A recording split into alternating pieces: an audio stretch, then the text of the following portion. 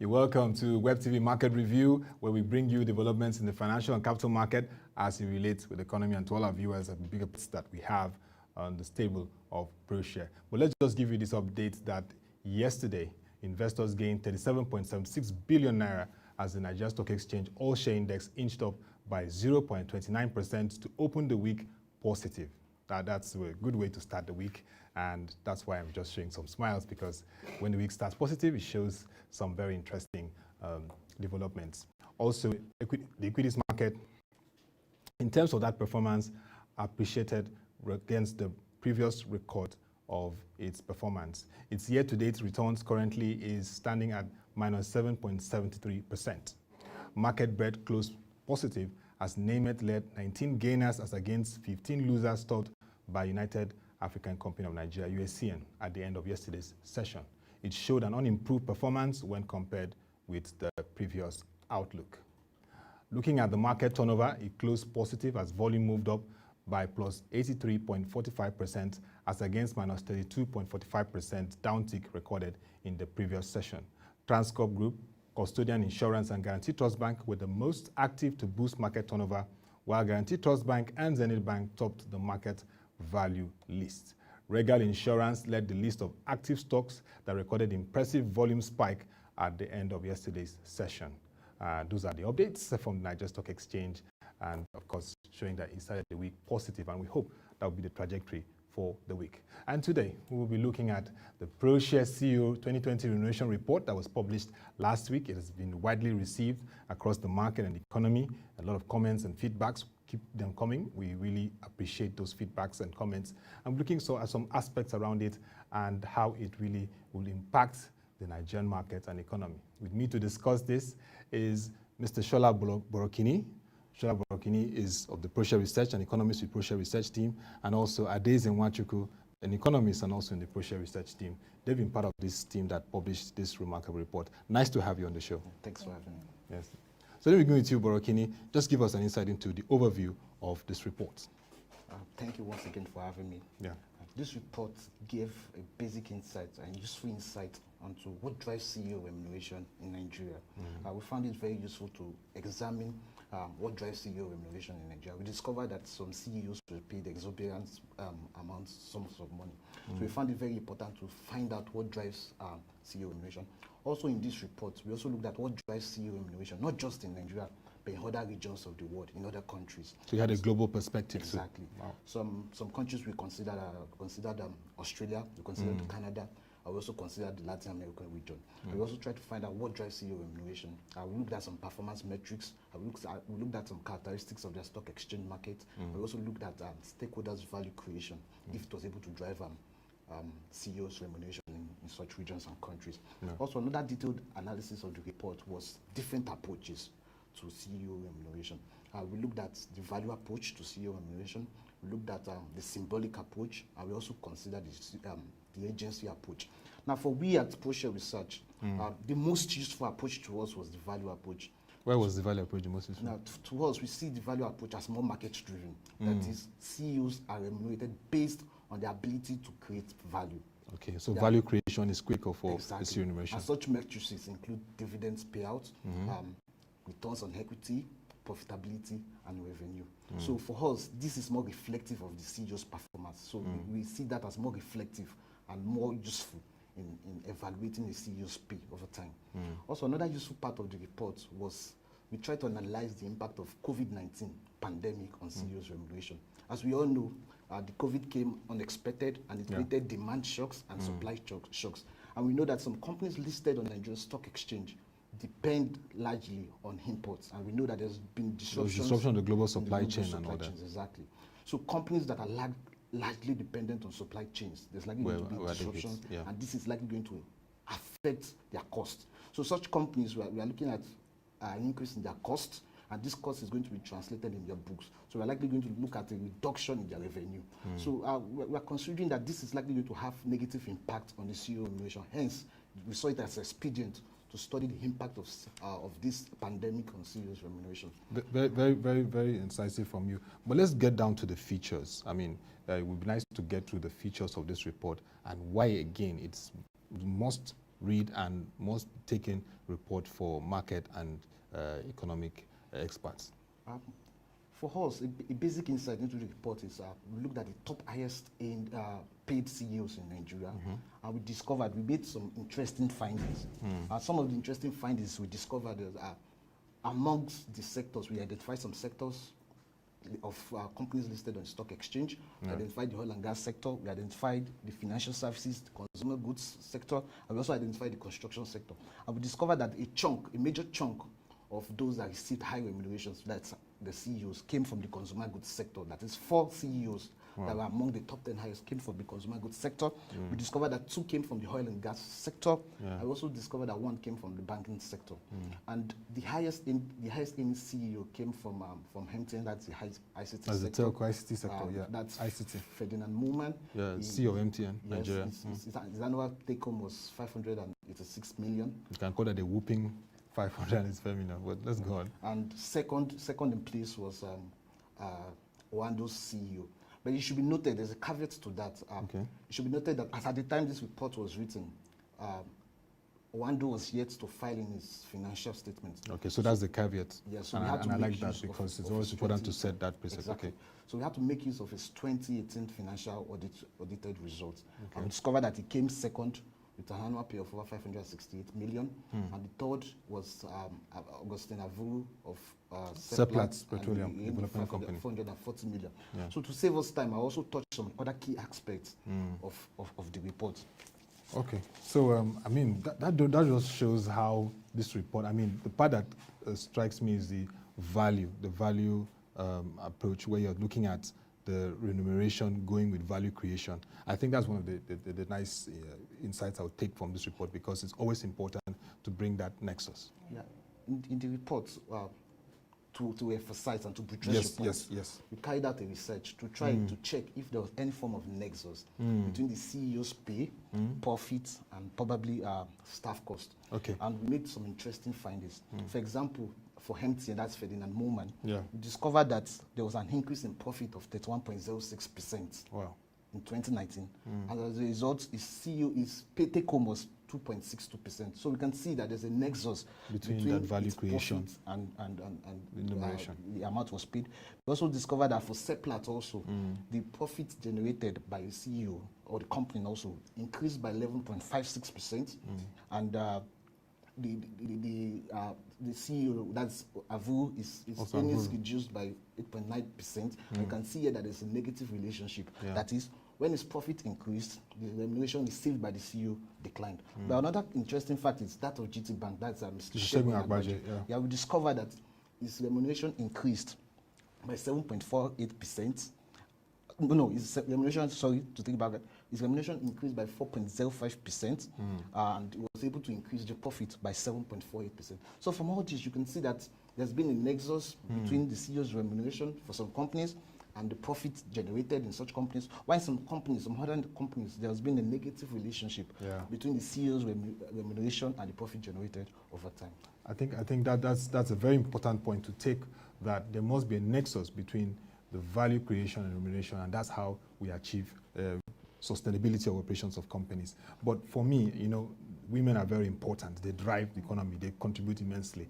And female CEOs do not feature in this report. There's a top high-earning CEOs, and I wasn't too impressed with that. So Adaeze, speak to us on the representation of females in this remuneration report. Okay, thank you very much for that.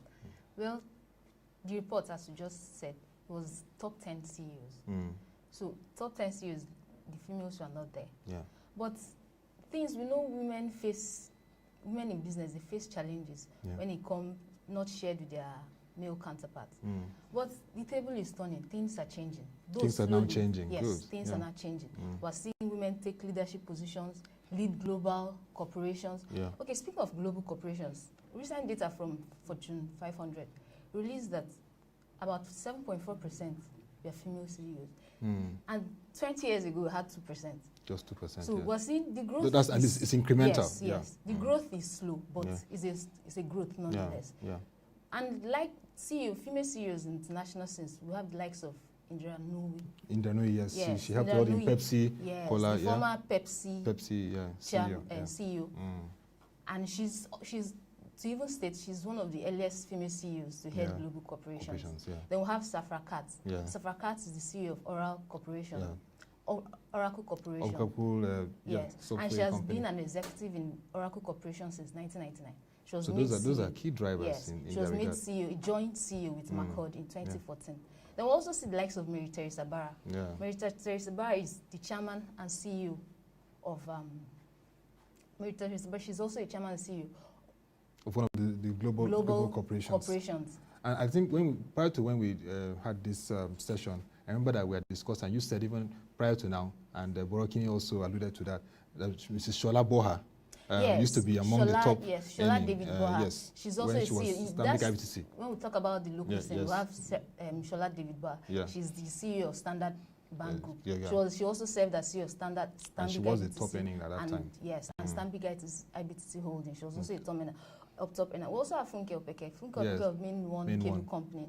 And those companies are not captured. Yes, they're not captured. They're so I think the Nigeria Stock Exchange needs to reach out more to them. Yes, Nigeria Stock Exchange needs to reach out to these companies. Ibukun Awoshika, she's a top leader in the business world, but we don't see her.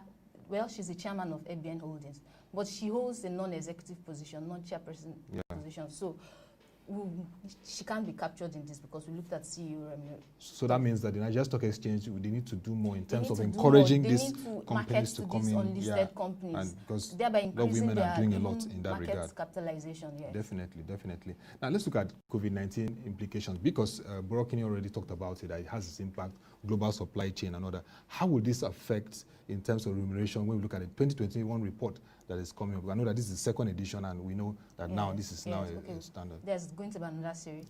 Here we'll look at the impact of the COVID on CEO remuneration. Just as my colleague mentioned, he said some companies, we see a relationship. We see a correlation between performance of the company and CEO remuneration.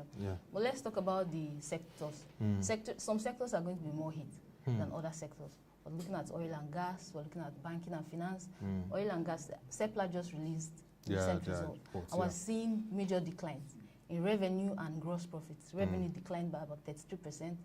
Gross profit declined about 8%. You see, we're seeing huge declines, even in the banking sector. Some banks too. Banks that are more exposed to oil and gas sector, they're going to be also negatively impacted. But there are some banks that have created a niche for themselves, like Unity Bank. Unity Bank doesn't have that much exposure. In agriculture. And their results are showing it. Their half-year results are showing it. We're seeing revenue increase by 11%, and PBT and PAT also increased by 7%. Then telcos, analysts, we forecasted that telcos would be major gainers. Just from our Coronanomics report. We expected that. But their recent results are singing different songs. Airtel, for instance.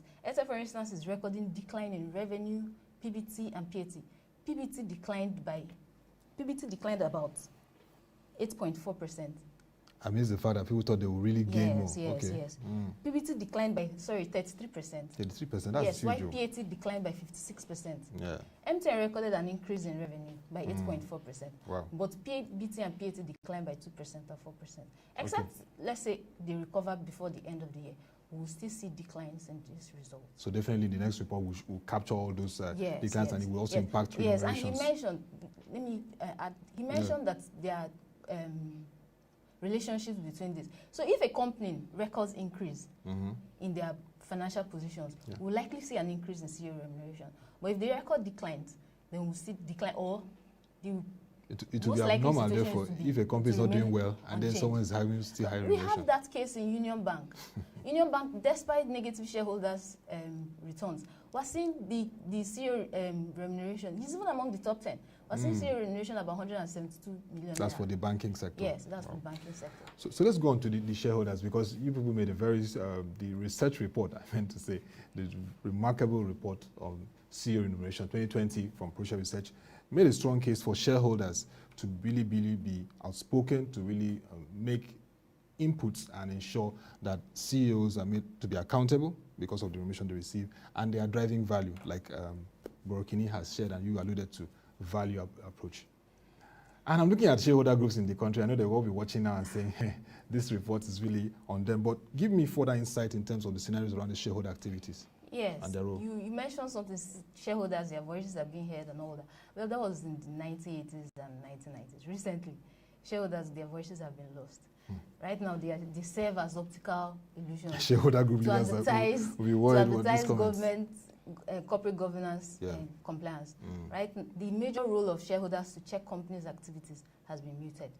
A section of this report also talks about the CEO boardroom power metrics and shareholder power metrics. So how strong their influences are in the boardrooms. If we have, for their scenario analysis, when we have a CEO that has strong influence in the boardroom, and we have shareholders that also have strong influence in decision making, for the boardroom power metrics, it's in the report. Yeah. We'll see strong accountability for the CEOs. We'll see internal checks and balances. We'll see profitability. Viewers can see it on the screen. Yes, now. we'll see profitability and continuity of the business. Yeah. Then in the other shareholders' power metrics, when we see strong influence of the shareholders and strong influence of the CEO, because it has to come together, we see high return on equity, we see high dividend payouts, we see profitability, for the company, earnings. But where on the other side, where we see weak influence of CEO and weak influence of shareholders, it's going to be a corporate disaster, corporate wilderness. So going forward, the shareholder groups must be more proactive, must be engaging, and must be demanding, based on the issue of value creation, and very important. So, Borokinni, looking at the key takeaways, what would you summarize as the key takeaways from this CEO 2020 Remuneration Report? Okay, thank you. That's a very good question. One major takeaway or major highlights from this report still has to do with the CEO's pay and the fact that COVID came unexpected. So going forward, we expect companies, either listed or unlisted, to come up with a sustainable business outlook. And the CEO's pay should be tailored towards that sustainable business outlook. So that in terms of depression, or in terms of recession, or in terms of boom, this can be reflected in CEO's pay. That is, what we expect is, we expect a nexus to occur between a CEO's pay and a company's performance. It will be unfair for the stakeholders and unfair for the general public if CEOs continue to earn humongous amounts and they don't create any value to the society or to their companies. It will be unfair for the stakeholders. So another important take-home for both companies, shareholders or stakeholders, they can take away from this report is the fact that companies need to engage in extensive and intensive scenario analysis to handle threats and to be able to exploit opportunities. As we all know, COVID is not entirely a bad threat to the economy. It's not entirely bad phenomenon in the economy. It presents opportunities for companies. It presents opportunities for countries also. For example, some companies can take advantage of this COVID to look inwards. Some companies who are import dependent can begin to engage in backward integration, see what they can do, see how they can integrate themselves with the local farmers, and see how they can get the supplies to insulate themselves against any form of import shocks or supply shocks that might occur as a result of pandemics or any other economic phenomenon. Another major takeaway, which is still related to the COVID, is that companies need to reassess their supply chains. Supply chain is very important. This is to ensure that they don't engage or they don't fall under vulnerabilities when pandemics occur in the future. And also for us, we find it necessary for companies to also create a system in which there's a nexus between stakeholders' value creation and the CEO's pay. That is, for a CEO to be remunerated, needed questions need to be asked. Questions like, was he able to increase returns on equity? Was he able to ensure that there was an increase in dividends payouts? What happened to the share price during the time frame? What happened to the profitability during the time frame? If these questions cannot be answered appropriately, then the CEO needs not to be remunerated humongously. So another important take-home is for this report is a theory by behavioral economist Daniel Harari. Now, what Daniel Harari noted is CEOs being remunerated or being incentivized does not necessarily increase their performance. For example, he said... so incentivizing a CEO doesn't necessarily mean that translates to... There's a mechanism that works. Now, according to what Harari was trying to explain, for him, he feels bonuses and incentives are likely going to increase performance when it deals with mechanical tasks. But in terms of in terms of other form of tax, such as mental tax, in which CEOs engage in, what it recommends is bonuses and incentives should be paid after the CEO holders in the country. Thank you very much, Borokinni. So let me ask Adaeze, what should we expect in the 2021 Proshare CEO Remuneration Report? We expect better coverage. You know, this report, we didn't talk about other markets, the NA. Okay, like the unlisted securities. Yes, and unlisted companies. Yes. So, and most of these companies I mentioned that have female CEOs, they're unlisted companies. Yes, we need and to this bring could them also increase market share for the NSE. Definitely. So, next report, we'll see more unlisted companies come into play. We'll see other markets, NSD, come into play. So it's going to be a broader view. We may not even have top 10 now. We may have top 50, top 100. So, I mean, I like what you said. We now have top 10, top 50. Very soon we'll now have the Proshare 50 or so. They will not be a benchmark across Africa, starting for Nigeria and across Africa. For you, Borokinni, what should we expect? To further buttress our point, the CEO's Remuneration Report for 2020 was limited in scope. Yeah. So our plan for next year is to increase and broaden the scope. For this year, we only made use of official figures that was contained in the audited accounts of CEOs. So next report, our plan is to, like I already said, to broaden our scope, to make use of bonuses, their shareholdings in such companies. And because we believe that if we're able to reflect this more, we get a better picture of what CEOs are paid. Because it should be noted that some CEOs earn more when it comes to bonuses, when it comes to some allowances. So for our 2020 report, it was limited because we're not able to cover some grants. And in the next report also, we would have been able to get the full impact of the COVID-19 on CEOs on pay. So we can know the full effect and we can be able to evaluate this further so that this can be a guide to stakeholders and policyholders who find this report very useful. Yeah. And just to our viewers, just to clarify and let you know that the Proshare 2020 CEO Remuneration Report captures activities of 2019, and so 2021 will capture the activities of 2020. Thank you very, very much for this time, Adesola Borokinni, economist to Proshare, for this conversation around the reports, and also Adaeze Nwachukwu. Thank you very much. It was nice having, young economists publishing, working tirelessly to publish very incisive reports like this. And major takeaway from this is that there must be a nexus between value creation in company operations for stakeholders and shareholders from CEOs and their remuneration. You don't just get pay or bonuses without creating value. Value creation is that key approach, and that is what stakeholders and players in the financial markets, capital market, and economy must take home from this very incisive report.